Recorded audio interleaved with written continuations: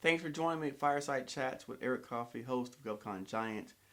Thanks for all who are watching me on YouTube, or if you're listening to this on a podcast, or you're streaming it somewhere.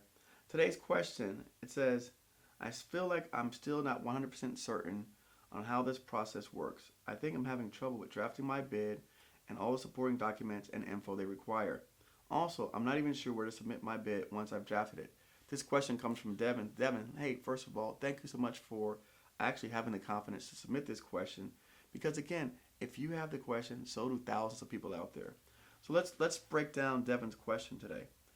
The first part says I'm having trouble with drafting my bid and all the supporting documents they require. Again, I'm reading into the question. I'm thinking to myself a couple of things. What sounds like to me is not that Devin's having trouble drafting the actual bid itself. It sounds like to me he's having trouble with putting together the technical proposal or the technical aspect of it. For all the bids out there that I've seen that were publicly posted, they're pretty specific and clear about the instructions to offerers of what they're asking. Now, it does vary from agency to agency, department to department. So it does vary, but they do all list out there what their instructions are. So again, if you are pulling information off of beta.sam.gov, the website, and if you're going in there and you're searching for opportunities, and once you find those opportunities, they're going to have on there a list of documents. Now, sometimes because it's 5 documents, 10 documents, 3 documents, maybe they're 50 pages, 75 pages. So sometimes when you see that, you could get overwhelmed and then just want to throw your hands up. But it really, if you pull down the solicitation or the main request for proposal or request for quote document, it's going to have in there the instructions. Now we do have longer videos on YouTube where I explain and I go through and I show you examples of that. So we're not going to walk through that today. But if I would do a quick search for instructions to offerers or instructions of offerers, and once you see those instructions, it's going to list what are all the things that you need to include to submit with the bid. In addition to that, it's going to tell you whether or not your bid should be emailed versus mailed. It should tell you the number of pages if you're doing a technical write-up, how many pages, the fonts, the sizes, the page width, things like that. If it doesn't specify that, then there are no limitations. But for most of the technical proposals that I've ever seen in my experiences, they've all had page limit requirements on them. So again, if you are reading the instructions for offerers, it's very clear and specific on what that looks like.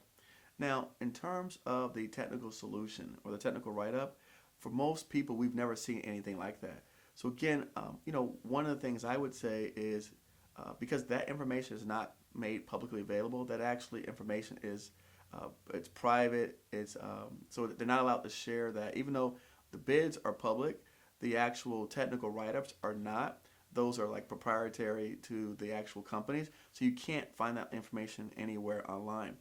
What I would recommend doing is working with someone who has some experience of putting together technical write-ups so you can see examples of what they look like. Or you could be part of a course or community where you can get examples of technical proposals, technical solutions for your industry.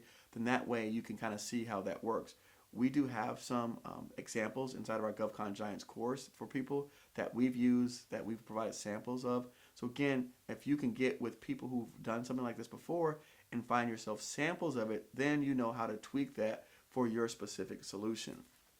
And a lot of times, based on the industry, they're really not that far off because typically you're going to tell them about your company, you're going to tell them how long you've been in business, you're going to tell them the people that are going to be involved in this, and you're going to provide resumes of those people based on the qualifications that they're asking. You're going to tell them, and then you're going to tell them how you are going to offer that solution and what you're going to do to make sure that it's delivered correctly, it's delivered on time, and it's delivered for the price that you state. And that's the gist of it, like a high-level macro overview. But again, there's some other elements of it that they may be asking for specifically. So I can tell you, as an example of something that I submitted recently and that I lost, on a MATOC award, when we were looking at providing this construction solution, one of the things that we failed to address in our write-up was the archaeological impact. So there was the site, it was part of a demolition project, and so some of that site was sitting on historic grounds. And so part of what we were supposed to put or include in our technical write-up was how we were going to handle if we came upon some sort of archaeological discovery. How are we going to handle and address that? And we left that out of our technical write-up, so we were dinged as not non-responsive because we didn't include that in our technical component. So again, those are things that you can really miss if you don't look at what all they're asking you to do. But for the most part, with the instructions, they tell you, okay, where to submit it, how to submit it, what's the date, whether it's mail versus email.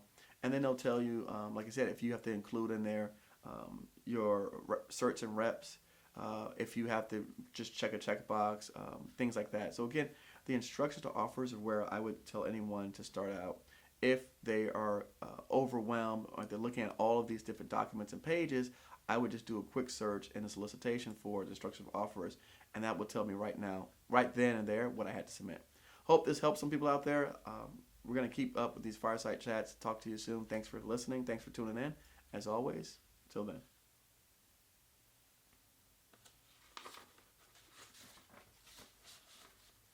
Hey guys, Eric Coffee here, Fireside Chats. Welcome, welcome, welcome. Thanks you if you're tuning in on a podcast, if you're tuning in on YouTube. Thanks to all my YouTubers. Thanks for all my podcast listeners. Today's question says, when consulting and setting up the registrations for companies, when asked for a business email, which should I use, mine or should I use the owner or contact from the business? What we recommend, if you're going to become a consultant or a business developer, third-party salesperson for a company, in the SAM registration, I always leave the owner's company information on there, okay? Because why? Things change, and SAM registration is more permanent. So again, for the purposes of doing the registration in SAM, I would leave the owner's information in there. Now, when it comes to the actual capability statement or information that I send out, that's where I put my information. So again, as a BD person representing a third-party company, what I do is on the capability statement, I always try and ask the owner if they will allow me to use my email address, but the company email address. So again, if it's not your personal email, it would be your company. Let's say you were Jeff and you're working for Skanska, it would be jeff@skanska.com. Even though your own primary company may be like Jeff Construction, on the capability statement for Skanska, you're going to put jeff@skanska.com email address. So again, when setting up as a consultant on the SAM registration, leave the owner's information and the primary contact for the owner and the business. But then on the capability statement, I definitely want to include my name at that company's .com email address. And that's what I would submit out to the people, because those are the people I'm engaged with. And also, you don't know if someone else in the company is also doing some marketing efforts as well. So again, you want to make sure that whatever efforts that you do, you get recognized for them via the capability statement that's sent out and via the emails that you use when you send out emails to prospective agencies, OSTABU, small business liaison officers. Hey, hope that helps today. Fireside Chats with Eric Coffee, Govcon Giants. You know where to find us, govcongiants.com.